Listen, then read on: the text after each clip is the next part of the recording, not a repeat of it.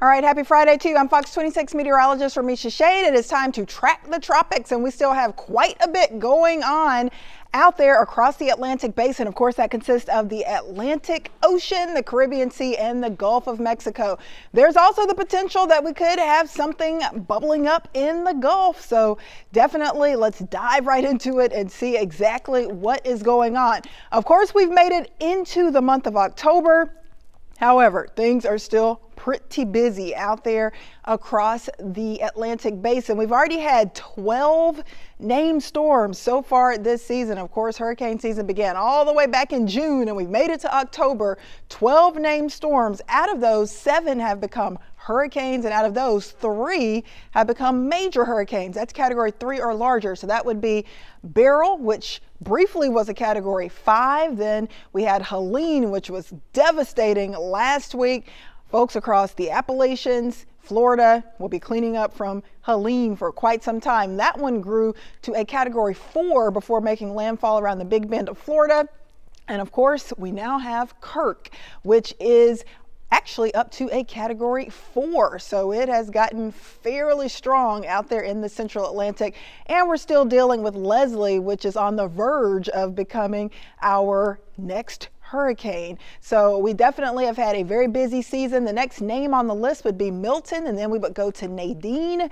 So yes, there could still be additional tropical systems that we're dealing with for the rest of this season. So certainly stay alert. As far as our average number of named storms, hurricanes, and major hurricanes, normally we average about 14 named storms, 7 hurricanes, and 3 major hurricanes for an entire season. Of course, at the beginning of the season, we were thinking it would be a pretty ominous season because the Colorado State University forecasters and NOAA were predicting an unusually high number of tropical systems to develop. Of course, CSU going with 12 named storms, 7 hurricanes, and 3 major hurricanes. Well, actually, that's the 2024 total so far. CSU is actually going with a number a little bit higher than that. And the NOAA forecast going for 17 to 24 named storms, 8 to 13 hurricanes, and out of those, 4 to 7 becoming major hurricanes. So certainly dealing with a lot of action out there. We haven't reached those numbers just yet, but we are going to have the potential for the probability for maybe some additional systems developing. All right, let's talk about what we do have out there right now. And we do have Hurricane Kirk out there. It is in the central Atlantic, and it has grown to become a monstrous category 4 hurricane, and it will continue to basically drift to the northwest around 10 to 15 miles per hour, well out into the central Atlantic. So it is pretty far away from Houston and away from the United States. So that is good news, but it is very powerful with winds up to around 130 miles per hour. So it's still maintaining that category 4 hurricane status, and it is expected to push to the north and gradually to the northeast.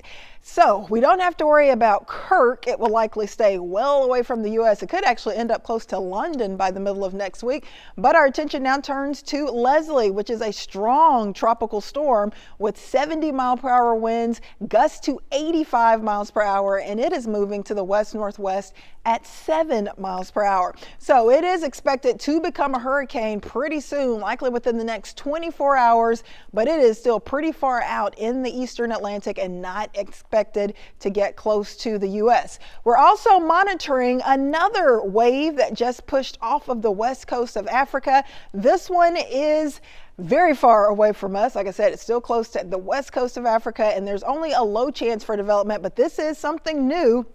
So this is yet another system that we're monitoring for that possible development. The wave currently located just off of that African coast, near 0% chance for development in the next 2 days, and only a 20% shot that we could get a tropical system going over the next 7 days. So bottom line, there's still quite a few systems to watch, but I think with Hurricane Kirk, Tropical Storm Leslie, and that next wave, I don't think we'll be getting any impacts from those anytime soon. With Kirk and with Leslie, though, they should stay away from the U.S. We'll have to monitor that additional tropical wave to see if it can make it all the way across the Atlantic and impact us in any way. We are, though, closely monitoring for the potential for some possible development across the Gulf of Mexico. We've been monitoring this area for the last several days, and this is the area of concern because, of course, if we get anything popping up in the Gulf, that's where we could see our rain chances increasing. So we are monitoring actually an area of disturbed weather, a trough that we've been monitoring and tracking in the western Gulf of Mexico, already starting to push some of that rain up towards the Gulf of Mexico coast, and we will continue to have the potential for some of those rain bands reaching us as we go into the next day or two. So we've got a little bit of rain our way, more rain for the central Gulf Coast over towards New Orleans, Mobile, getting close to Tallahassee, but this is some of that moisture starting to stream in from this next potential tropical system, which would likely have the name of Milton. So right now, this is the area that we're monitoring, that area that you see just to the west of this highlighted area in orange. It's in the western Gulf of Mexico, and right now it's just a disorganized area of showers and storms, but it is forecast to become more of a broad area of low pressure that could try to tighten up and form into a tropical depression or tropical storm over the next week. Chance for that is low 0% for the next 2 days, but it's up to a medium 50% chance for the next week, so something that we are monitoring closely. As far as what the models are showing, well, this is what it looks like. The European model showing a lot of tropical moisture in the Gulf, and some of that will get spread to the north, and we will have the potential for some of that to actually get into our neck of the woods over the next day or two. So our rain chances stay fairly low, but we will have some spotty downpours possible through this evening and into tomorrow. In fact, we are going to have that potential for this broad area of low pressure, as I mentioned, to develop, and it is going to be pushing into the eastern Gulf of Mexico likely by early next week. Here's our saving grace. We'll have a cold front push in Monday afternoon, Monday evening, so that will block this potential system from heading our way, and it will likely take it over towards the Florida Peninsula, and that is where we're going to have that high risk for flooding and, of course, the threat for another tropical system making landfall. So this is what we're monitoring as we go into Monday, Tuesday, Wednesday. Notice by 10 a.m. Wednesday, this tropical system and all of the moisture associated with it starting to impact much of the state of Florida. However, on our end, we'll be getting the dry air behind that refreshing cold front that will give us more of a taste of fall. But as far as rain is concerned, check it out. We do have that potential for several inches of rain for the Florida Peninsula, maybe 3 to 9 inches of rain between this evening and Thursday morning. So big flooding issues likely going to be going on there.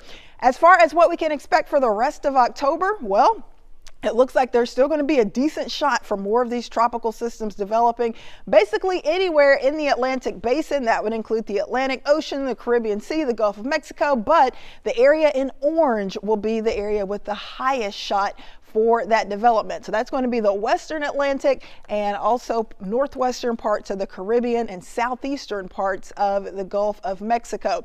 So bottom line, continue to stay vigilant, stay alert. We're not out of the woods. We may not get hit by anything in the next few days, but we've got all the way until the end of November to monitor for any tropical development across the Atlantic basin, because we are still just in the beginning of October. So we've got to get through the rest of this month and through all of November before we can give you that all clear. So just make sure to stay alert. Make sure that you are going over your emergency preparedness plans. Make sure you know exactly where you would go, what you would do, know your evacuation routes. If you plan to stay in town during a tropical storm or hurricane, make sure you have that hurricane emergency gear, because you don't want to wait until the last minute to get those supplies together. So things are looking pretty good for Houston and Southeast Texas now. However, there will likely be some tropical development in the Gulf. I just think that there will be a much better chance of that heading over towards Florida instead of the Houston area. Well, that will do it for your Friday tropical update. I'm Fox 26 meteorologist Remeisha Shade. Have a great rest of your Friday and enjoy your weekend.